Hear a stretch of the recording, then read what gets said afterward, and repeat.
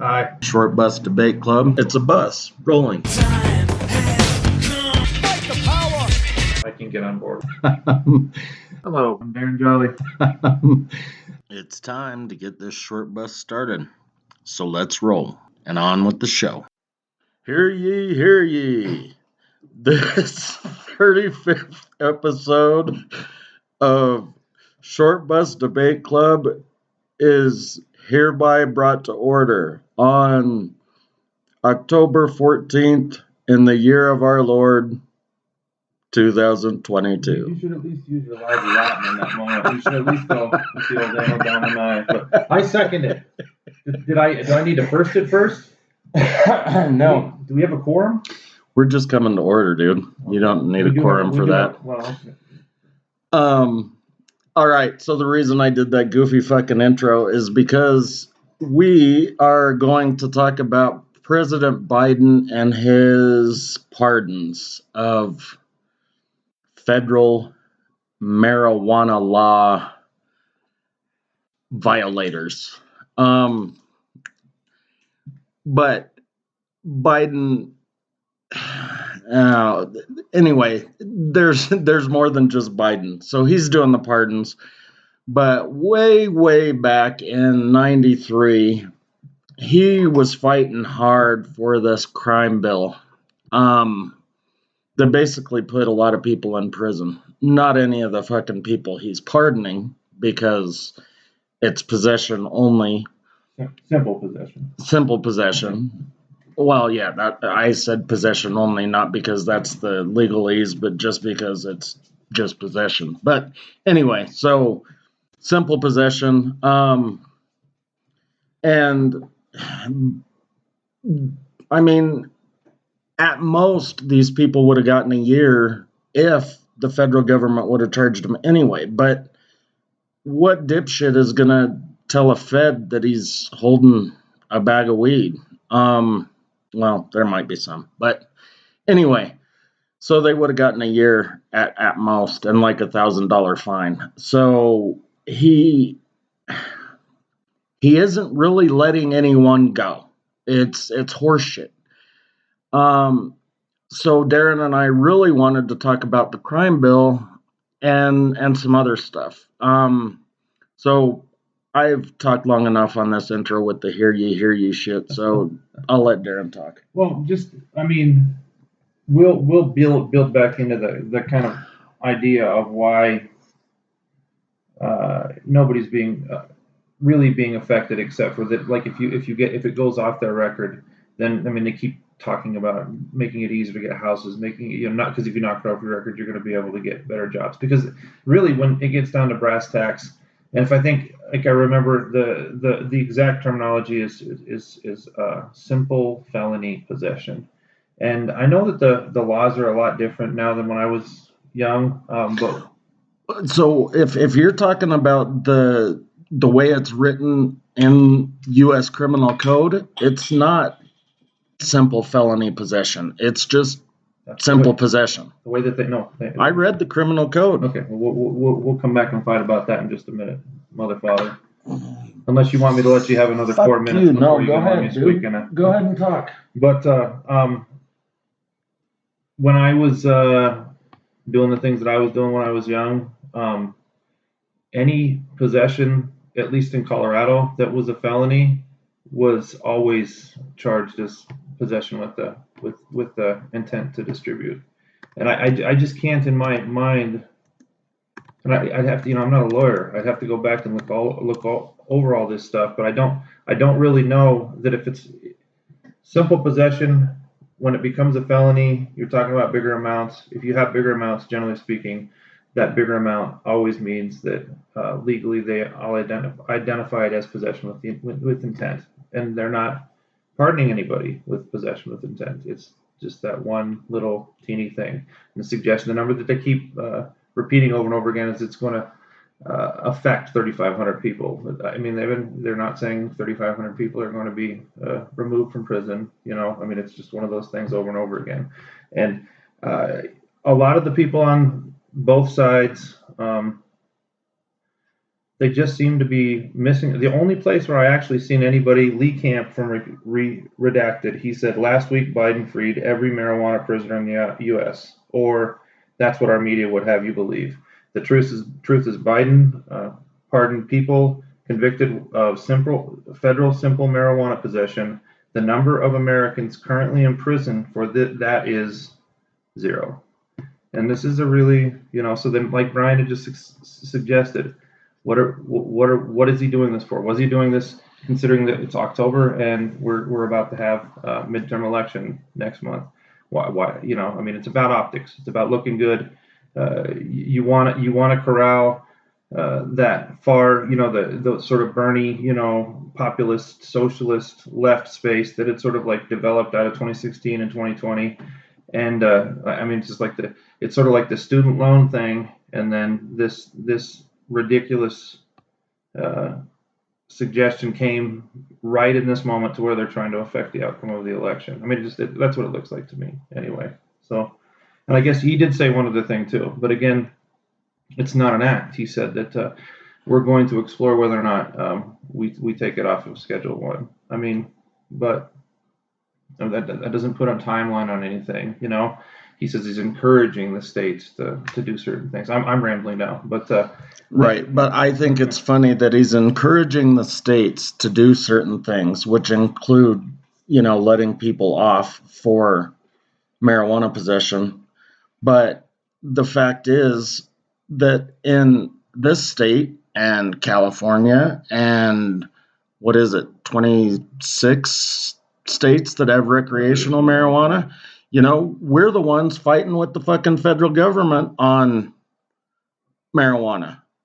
They're, saying that it's still illegal. So how the fuck can he be pushing? I know it's just optics, but I hate these cocksuckers. I really do. I hate them all. All of them.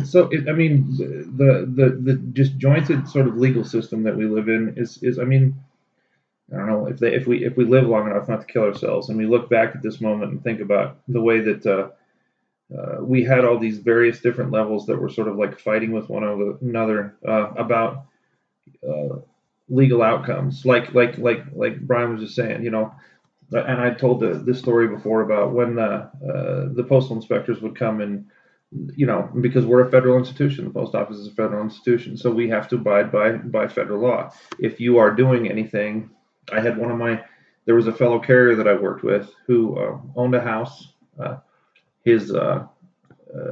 person who he was renting the house to was conducting a growing operation out of it. Of course, it was stuff that was on the up and up as far as Colorado is concerned. But because he owned the house and he was a federal worker, he was fired. And he fought and he got his job back, but he lost 18 months because of this tension between state legal positions and federal legal positions. And it's just so out of joint right now.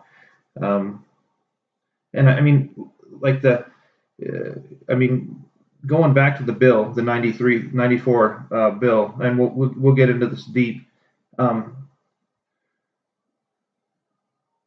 What was the modus operandi behind the structure of that bill in the first place? If Biden were to have done anything right now that would have gone against the thought processes that were driving that space forward, where they were building prisons, they were hiring a ton more police officers, there were all these grants and all these different financial spaces where they just kept pushing money into the system for to raise incarceration rates and to crack down on these evildoers.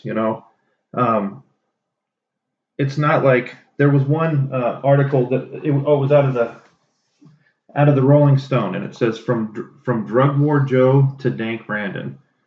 No, this is not fucking reality. If he would have flipped it, then all of these spaces that they created that evolved out of the 1994 Crime Act, they would be losing their customers. So, just as a starting point for the bill stuff, what do you think?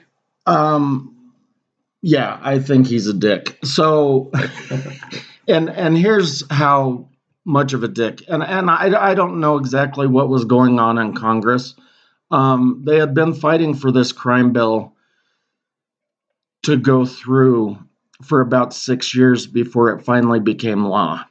And of course, everybody wanted to throw pork on it and do this and that, and it's the Safe Streets Act, and it's the Safe Women Act, and it's the Law Enforcement and Prevention Act, and it's all of this shit because people keep piling more and more into it, right?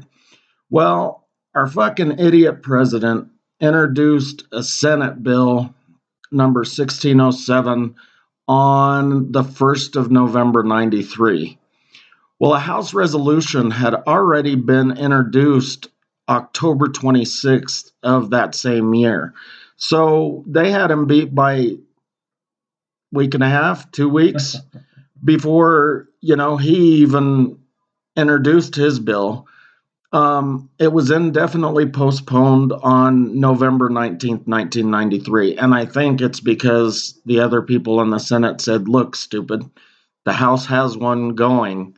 If we just wait, it'll come through and we can vote on it. That didn't stop him from doing his firebrand and talking about, punishing people and doing all of this, making things hard for people. Now, so I didn't talk to Darren about this prior to the episode. And we're not a conspiracy theory podcast. That's not what we're about. But I do want to mention a couple of things because I think they're interesting. So within this bill, Darren mentioned there was a lot of stuff about prisons, which there were, and later on I'll read it to you. it's a hoot. But there was a lot of stuff about meth and drugs. Basically this was the bill that made it illegal to buy more than 2 boxes of Benadryl at the pharmacy. But they also expanded the definition of terrorism within this bill. The reason that I mention that is because Ruby Ridge happened in 92. Those wacky fucking Texans in Waco happened in 93. And then what was the first ultimate organization bombing? Was there one? Was that in 93 or 92? You know what? You're right. I totally forgot about that one, but that's because I was looking at the ones that are domestic terrorists, right? So those crazy fucking Waco people, but Darren's right. It was 92 or 93 where the first World Trade Center bombing happened. So within this bill, they expanded the definition of terrorism. Bill Clinton's approval rating was not good in late 93, 94. His wife had released that socialized medicine thing, and he was struggling. Billerino were fucking things up. I mean,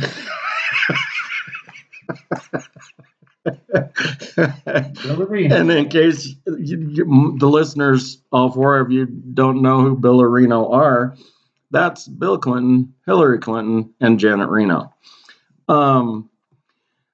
So Billerino were not doing well. His approval ratings were not good. And then Oklahoma City happened in August of 94.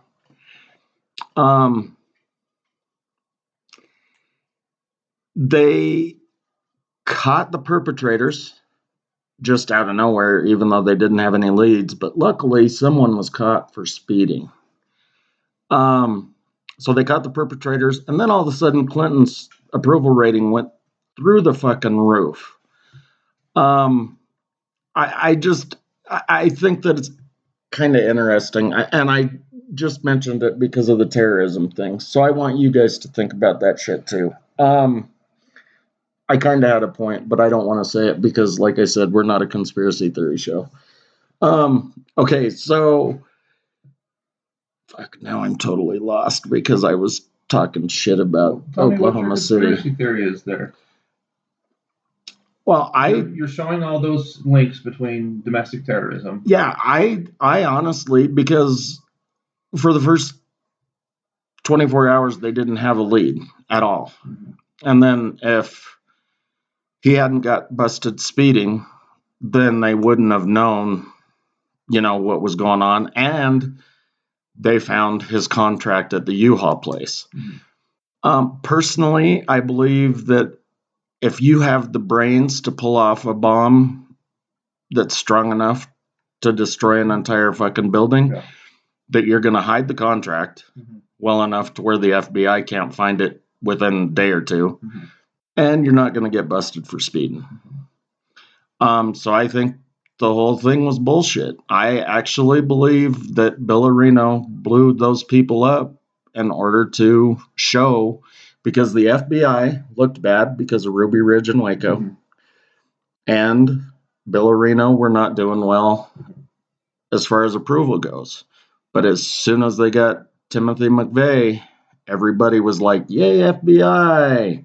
Way to go, Billary! So they needed to swing it or Billerino. So yeah. The idea then would be that it was something like what happened with the Michigan when they were going to try to kidnap the governor up there, that lady governor, and there were about 6 guys that were the key figures that were civilians, and the other 12 people were all undercover FBI guys that were essentially teaching them how to do all the things that they needed to do to execute it. The same kind of shit that happened with one of those. I'm not sure if it was the Boston Marathon bombing or another one like that, where they literally, the FBI went and found these, Forrest Gump type, Muslims, and said, we can help you. We should do this. Be angry. Let's go bomb something. And then they teach them how to do it, and then bust them? Yeah. Wow, dude. I didn't realize they had done that. Yeah, look at the Michigan governor one. There's some really weird stuff.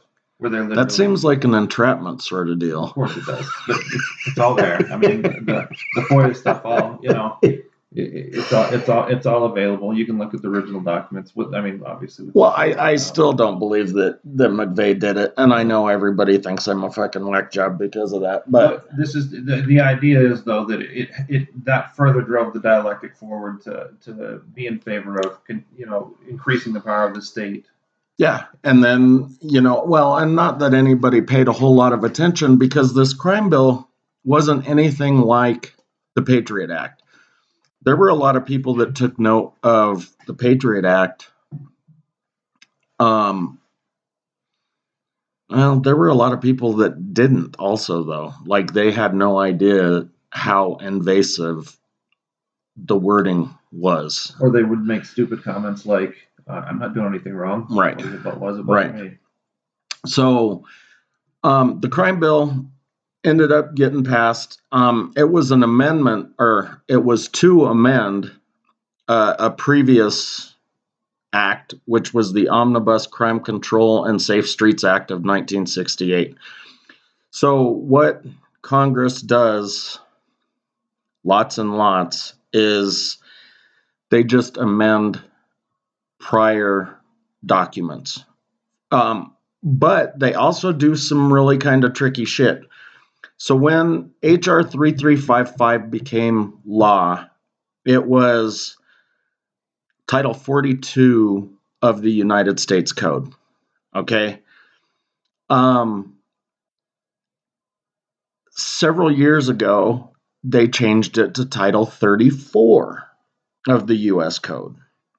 Now, their justification was, well, we had crime stuff over here at the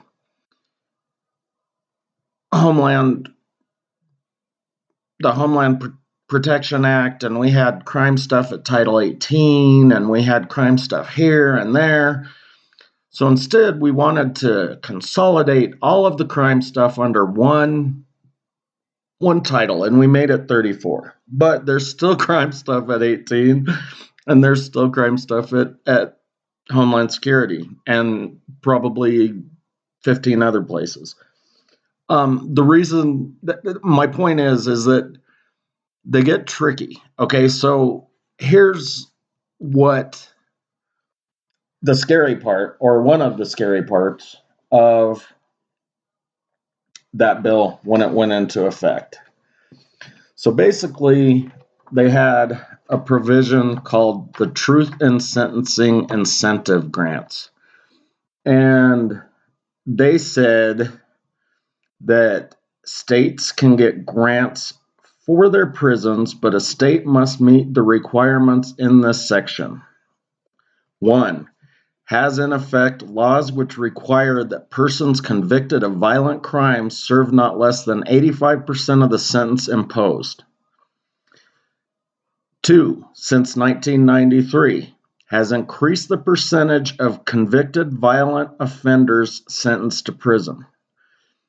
Listen to that again, because it fucking blows my mind still, and I've read it a bunch just in the last couple of days. Has increased the percentage of convicted violent offenders sentenced to prison. B has increased the average prison time which will be served in prison by convicted violent offenders sentenced to prison.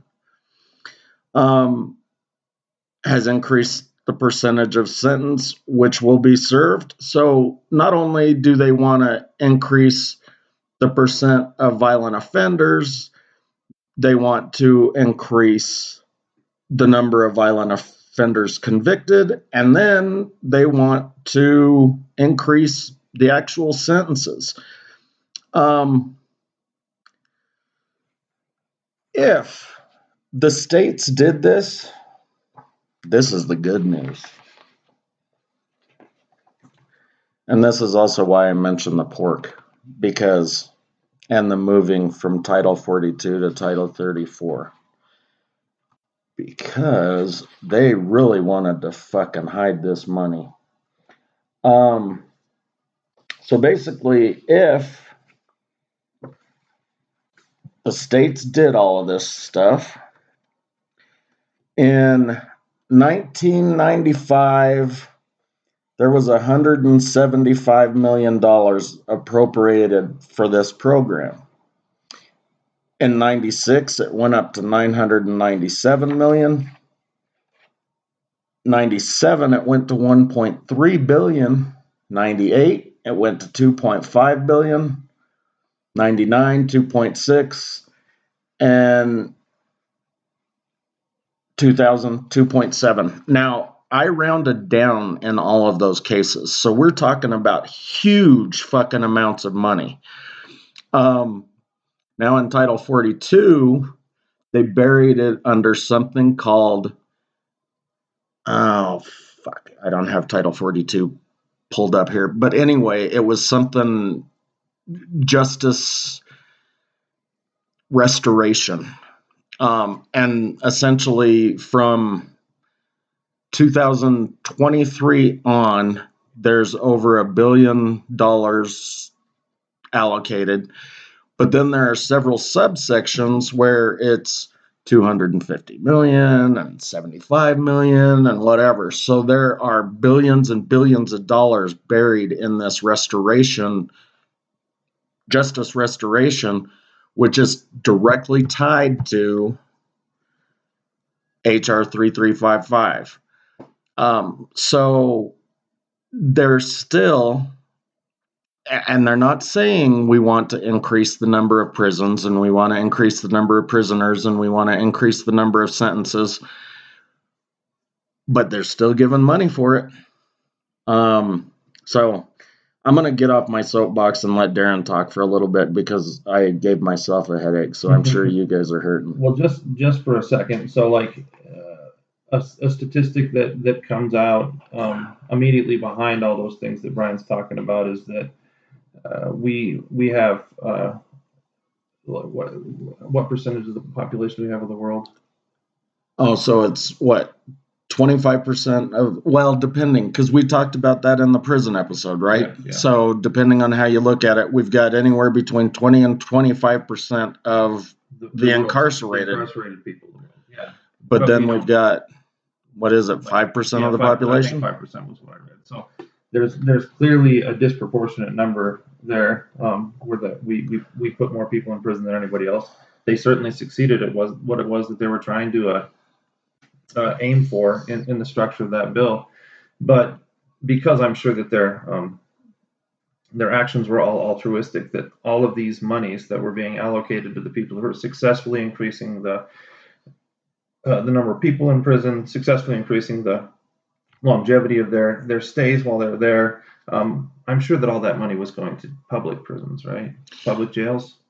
Didn't say specifically, especially after 2000. Yeah, of course. I'm being a smart ass. Yeah, I know you were. I know. I mean, that's what I was telling you. I think that this is really where it started a lot of shit. Like, it started the crackdown on terrorism. It started the crackdown on meth. It started the crackdown on, we'll call it offenders, but it also started private prisons and really strengthened the prison industrial complex to the nth degree. Yeah, I mean, you turn a justice system into a business, then the concept of justice disappears at that point. It's only about making money, sustaining money. So if that's the case, and Joe Biden was the guy who architected this bill with, I think, Orrin Hatch of all people. What a fucking prick that guy was.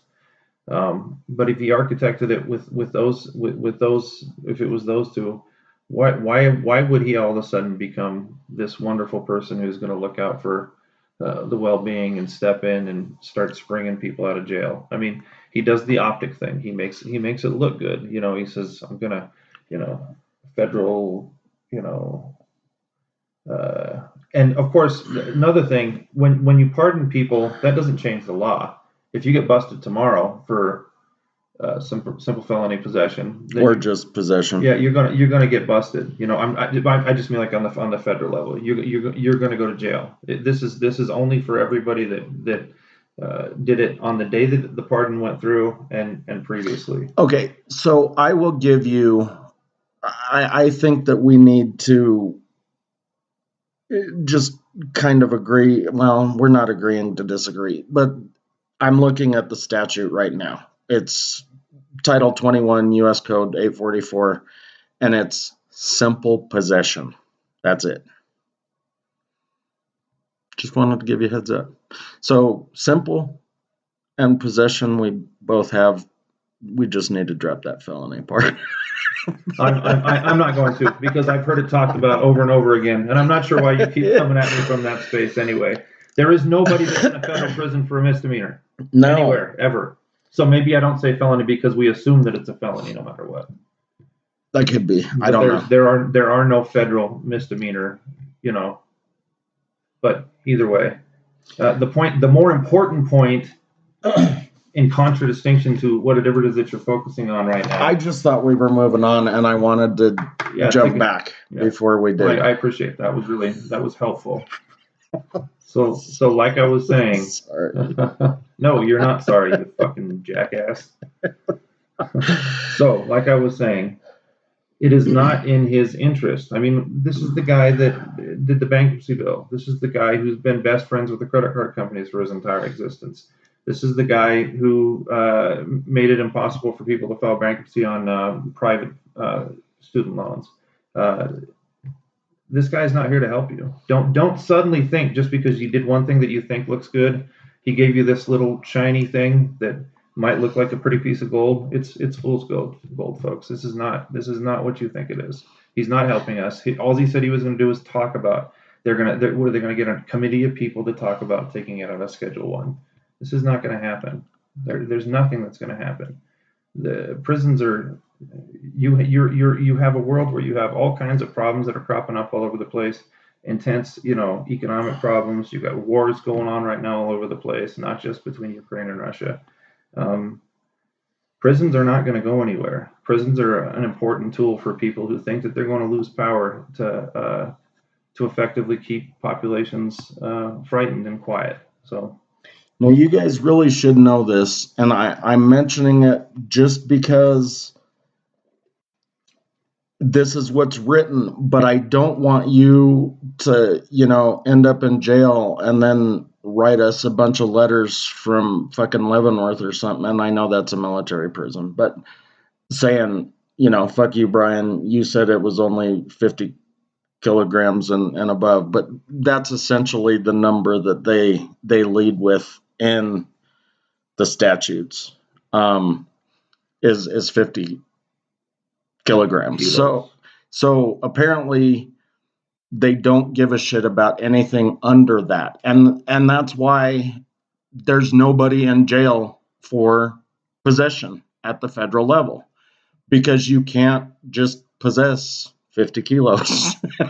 And if you do, there will always be something tacked onto the end of it saying possession with intent to distribute. Well, right, because there's some big nasty shit. Here's another thing, like the fine at that level is like $10 million. So if you compare that to the fine for possession at 1,000, there's definitely a big gap there. So just food for thought, and it explains why 6,500 people are being pardoned of nothing. And you brought up something when we were talking the other day. Generally, when a pardon goes across the desk of the president, or if it's at the state level, the governor or whatever, there will be names. There's not just this blanket, So I really want to know who these people are. Like I think that when I hear a number being put out there, and I don't see a concrete list, and you can say something about privacy all you want, but no, when they pardon anybody else, it's not about privacy for them. They write the pardon and they say Bob Smith, Joe Schmo, whatever, So yeah, it's absolute horseshit. And for all we know, I mean, because really, we have the White House to believe, or the New York Times or the Washington Post. I mean, who else was saying thousands? And I know you had the number of 6,500, but my point is, we have to put faith in these fucking people, and the White House could be pulling that number out of a hat. Well, and you know what it really looks like? Because the way that I read it in all the different articles that I read it almost looked like it was a one source position, to where it was stated by the White House, and because it just keeps, the sentence that I read is essentially the same sentence over and over and over again, which that's not good journalism. Okay, so they got it out of a press packet something or something like that. Yeah, that's what it looks like. I mean, I can't say for sure, but that's really what it looks like, and we don't know.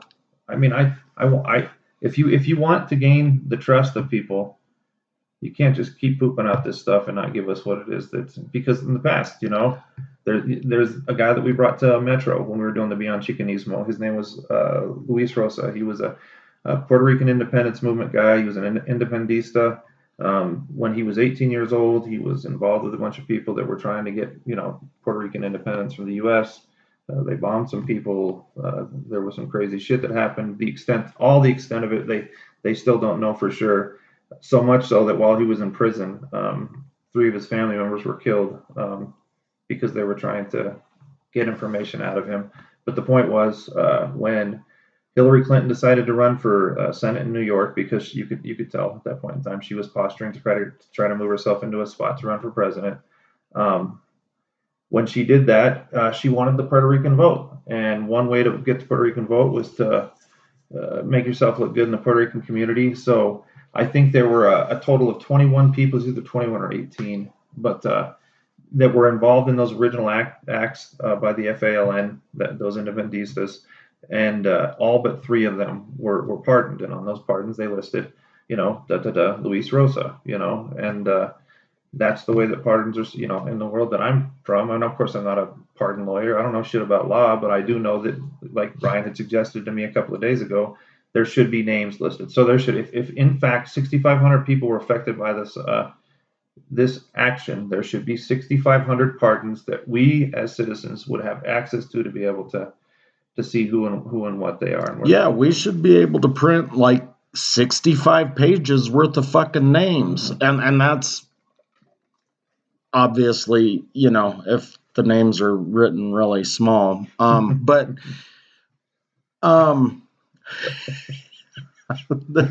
we should be able to see him, and that's what I was pissed about when we were talking about doing this, and I even suggested to Darren that we wait to do this episode until we can get those names, and about midweek we kind of decided that it wasn't going to happen. Like, they weren't going to publish a list of names. They were just going to continue saying thousands or 6,500 or whatever the case is. So obviously he's doing this for no reason. He's trying to, placate the masses while leaving the prison industrial complex completely happy and grinning like a fucking Cheshire cat. I want to read something, though, because I think it's pretty interesting. And not all of the Billerino apologized. But in 2015, Bill Clinton publicly apologized in a speech to the NAACP and said, "I signed a bill that made the problem worse, and I want to admit it. In that bill, there were longer sentences, and most of those people were in prison under state law, but federal law set a trend, and that was overdone. We were wrong about that, period." So I don't know if he was genuine in his apology. I mean, he was in front of the NAACP, but he's the first politician I can think of that actually admitted wrongdoing without speaking out of both sides of his mouth, which I think is both impressive and scary. At the same time, though, like when I hear him apologizing there in my head, it sounds more like in my head like what he'd say to Jennifer Flowers when he told her he's about to shoot, and she, I'm sorry, Jennifer, I got you in the eye. I'm sorry about that. I didn't mean to. I should have told you sooner. I just don't think that there was probably very much sincerity in any of it. And I mean, seriously, like that. There's Confessions of an Economic Hitman. I think the guy's name was Michael Perkins that wrote that book, something like that. I can't remember, but if you know the book, you know that title. He was working undercover with intelligence agencies, going around to all these like Ecuador and Bolivia and Philippines and all these, trying to help set up fucking over the indigenous people in these spaces and setting up like they power what the fuck am I trying to say? Building a power station, power plant, power stations, so that they can pipe in things and extract ores, minerals, anything that place has. Oh, so they're fucking them over twice. Yeah, for double. Yeah, if you get in the way, they kill them. They're fucking up their environment in the aftermath. So he writes this fucking book and says, "What I did was wrong, and I really feel sorry about it." That's when I hear that shit about Clinton. I mean, how many poor white, black and brown people ended up fucking being in jail or because of what it was that they did. I mean, I think that these motherfuckers should be drawn and quartered sometimes. See, I was gonna say, well, the dude that wrote the book made a bunch of money off of his book, but Bill Clinton probably made, I don't know, 25, 50, 100 grand off of that speech. Yeah. I'm sorry. Well, I'm counting my money all the way to the bank. So, I mean, considering he made Monica Lewinsky rich just by coming on her dress, I'm sure he was making money off of his speeches, not just doing them for free. But yeah, so I mean, I know that we've got to be coming up, and I was looking at titles and shit the whole time, so I don't even know where we are on time. Okay, so we're at like 40 minutes. I know what we're going to talk about next week, but I think that we should probably still maybe drill into a couple of points here on the pardons and the fact that Joe Biden is an asshole and shouldn't be elected again. But I'm not exactly sure what to say because I don't know if, I don't want to read a bunch more legalese because that sucks for me. And it's I'm not not a very lawyer. entertaining for you guys either. I'm not a lawyer. So. You're not? No, yeah. Okay. No longer. I look like one. No longer am I going to introduce you as Darren Jolly Esquire. Or Brian Theodore Logan. That wasn't a fucking reference to Bill and Ted's Excellent Adventure. That was funny. Either way.